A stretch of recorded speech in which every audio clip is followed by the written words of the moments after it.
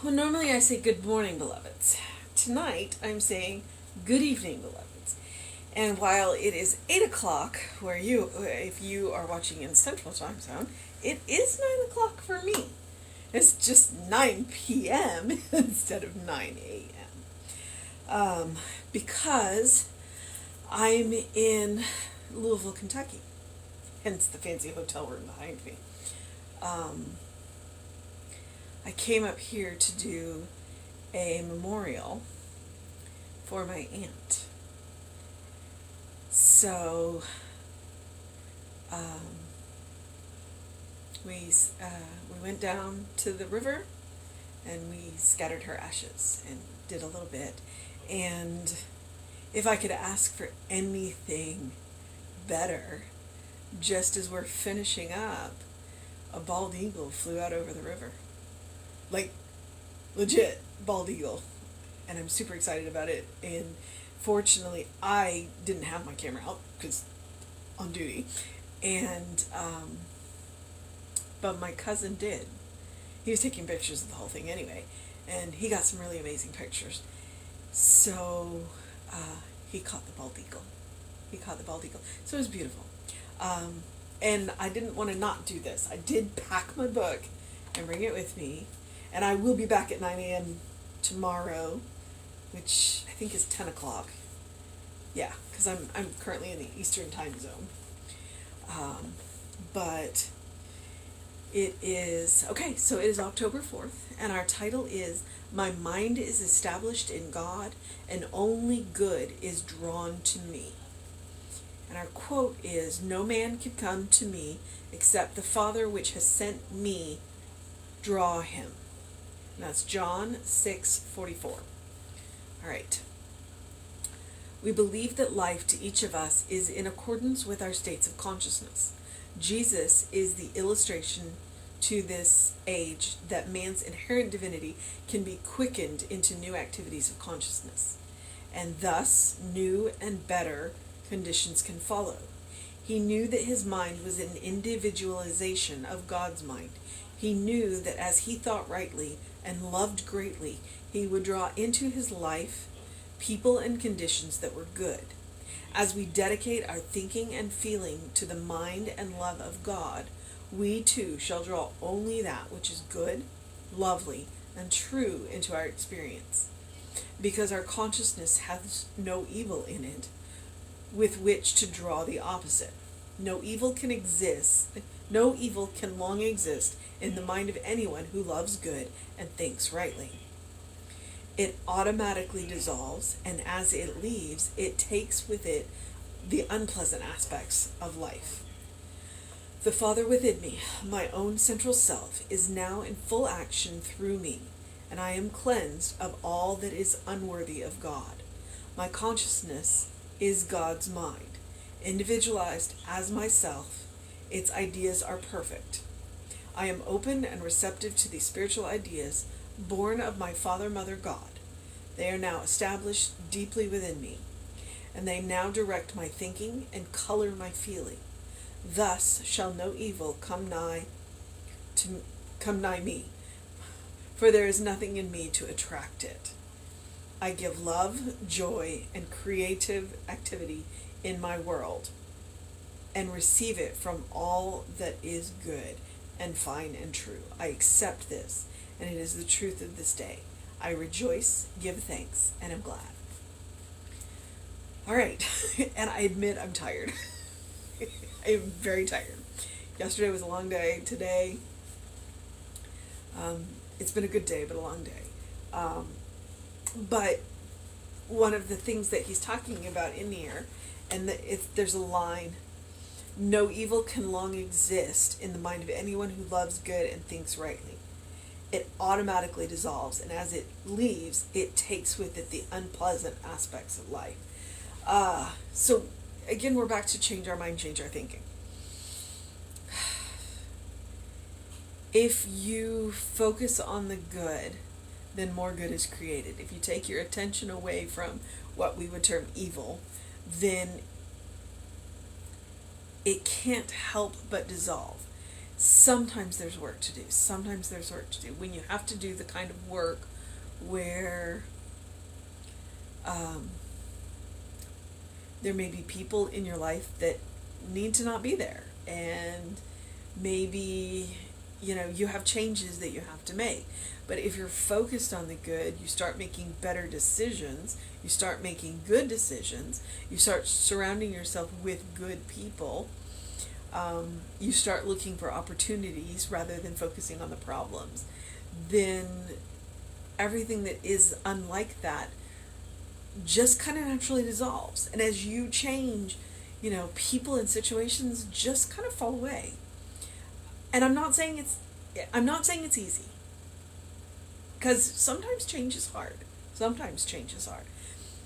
But it's not impossible.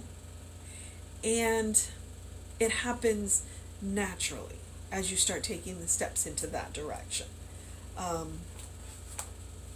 Because it can't exist. When you surround yourself with good people who are positive and loving and supportive, and you feel good when you're around them, then you don't want to be around people that don't make you feel like that. And it will cause you to change jobs, and it will cause you to change, social settings and things like that, because you don't want to be around those kind of people anymore. So my mind is established in God, and only good is drawn to me.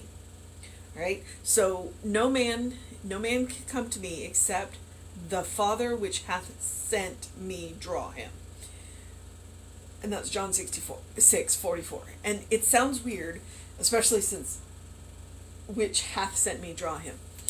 People who are spirit-centered are going to naturally be attracted to each other.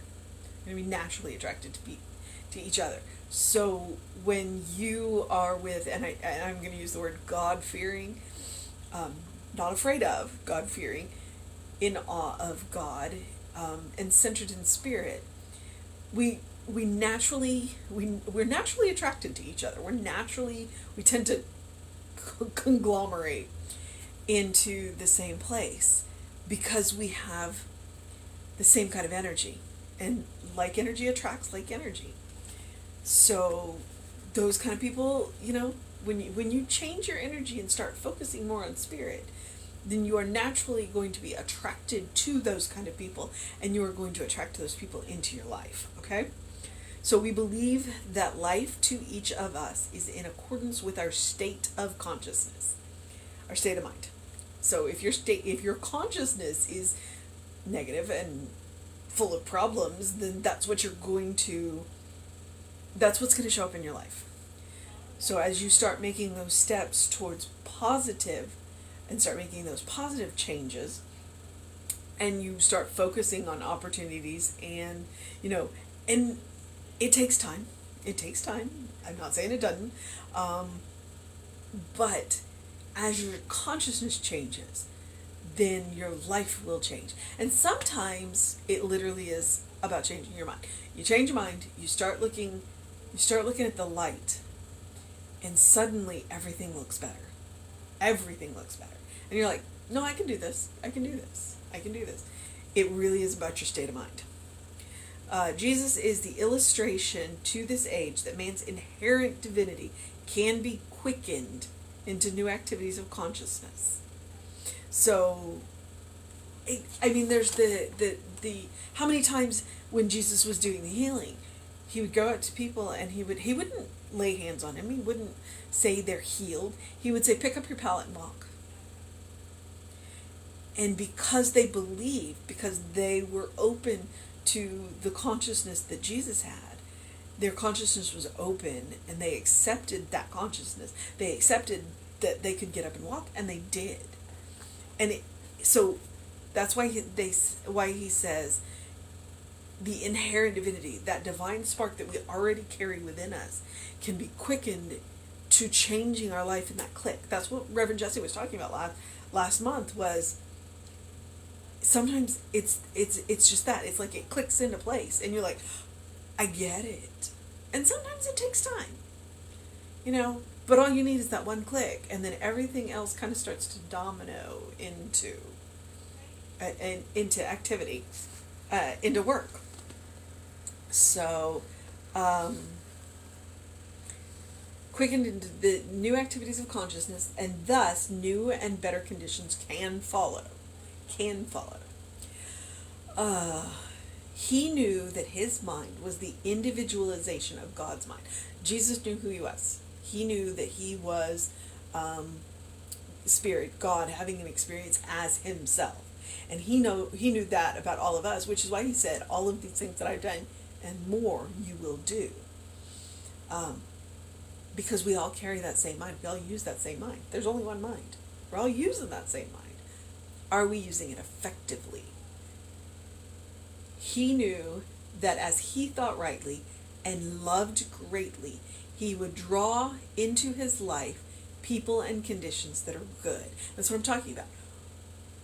When we are in that God-fearing state of mind, we attract those kind of people. I'm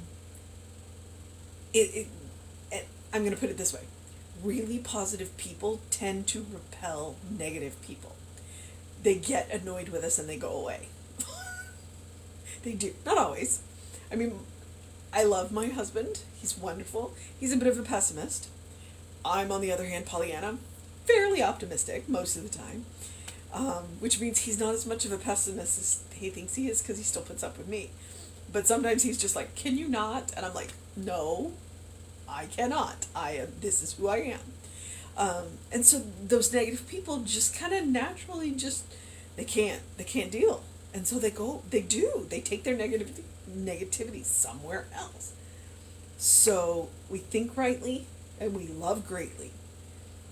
And that draws people to us because they want what those kind of people, when you're a safe place, you naturally draw people to you. And I just got lost. So he draw into his life people and conditions that were good. As we dedicate our thinking and feeling to the mind and love of God, as we dedicate our thinking and feeling to the mind and love of God, we too shall draw only that which is good, lovely, and true into our experience, because our consciousness has no evil in it with which to draw the opposite. If we eliminate the evil within ourselves, if we eliminate the wrong thinking, if we eliminate anything that's unlike love from our thinking, then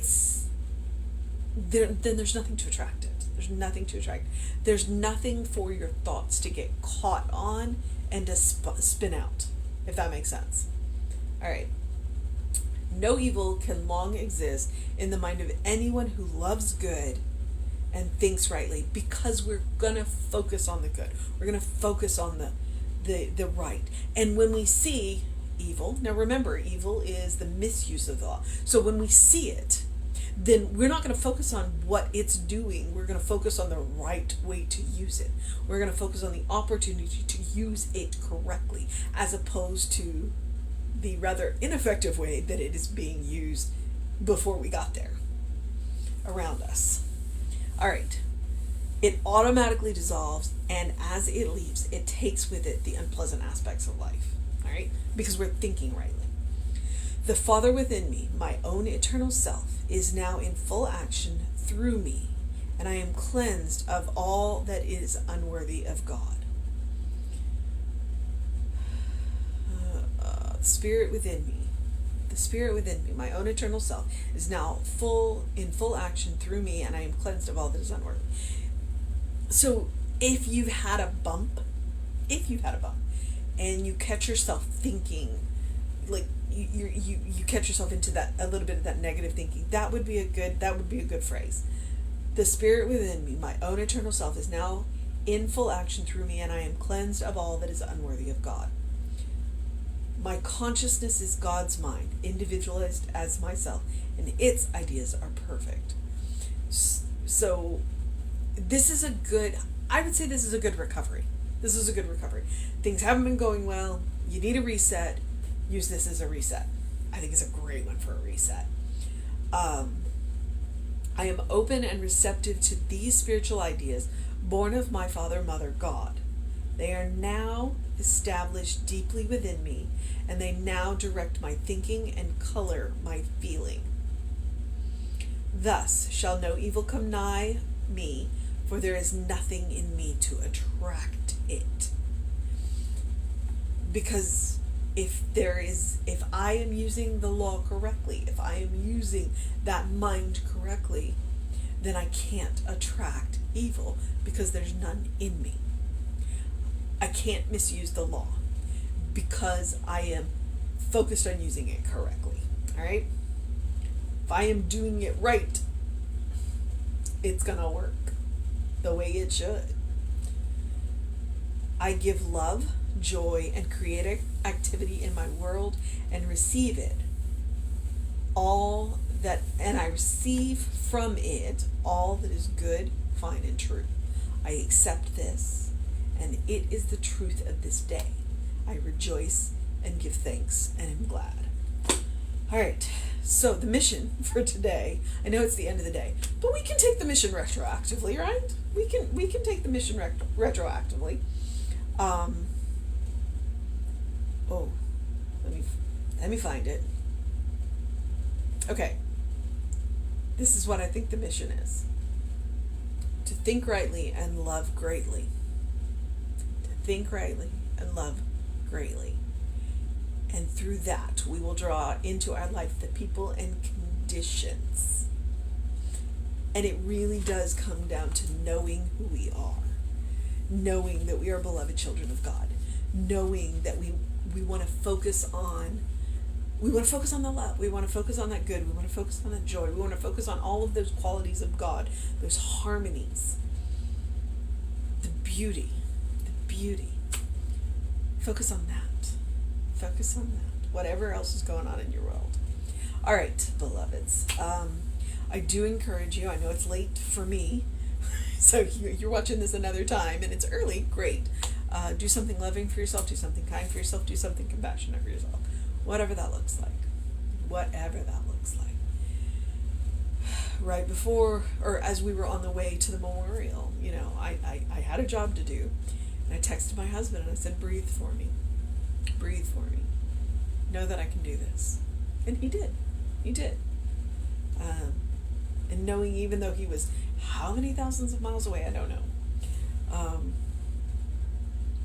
Knowing he had my back. That's what mattered. Because he can have my back from a distance, because there's no distance in spirit. So do something loving, do something kind, do something compassionate every day for yourself. Because 1, you deserve it. 2, practice makes permanent, and it builds up a bank. So in those moments when you need a little extra kindness, a little extra compassion, a little extra love to give to somebody else, you got this whole bank, because you've been working on it. Every day. All right. I also usually tell you to engage your mind and your body. Go get that face full of sun. There was no sun this morning. It did turn into a beautiful day, though. I did get some sun at the end of the day. I did engage my mind and my body, because one of the things that we did do is we went out to the graveyard, the cemetery, where my grandparents are, and several cousins removed, and one of my uncles a couple of my uncles are buried out there. So I climbed around in the cemetery and took some pictures. We'll see if any of them come out. But it was a good day. I spent the entire day with my family, and some of these people I hadn't seen in a while. So I would also encourage you, go home. Go see the people that love you. And if they're not family by blood and they are family by choice, go see them. Take the time. Don't make it the big ones, because I've fallen into the trap of adulthood where we only get together for weddings and funerals. Don't do that. Go home a little more often. I would also encourage you to open the windows of your soul. Allow the breath of heaven to remind you do live in heaven right here, right now. right here, right now. It's all around us, and it merely takes us being willing to be open and to see it. All right? Okay, beloveds. Whatever else you decide to do, get a good night's sleep. David, I don't know that David ever figured it out. I hope so. I'm going to text him and let him know I got on. And I'll see you tomorrow. And I will try and make it 9 a.m. your time. It'll be 10 a.m. my time. Because I'm going to get these people, my brother and my mom are going to leave because they're driving. And they're going to let me stay until 1. So I'm excited about that. This will be less time to kill in the airport. So take good care of yourself. And I'll see you tomorrow. Know that you are loved. Know that you are loved. Always. Always. All right, beloveds. Until next time.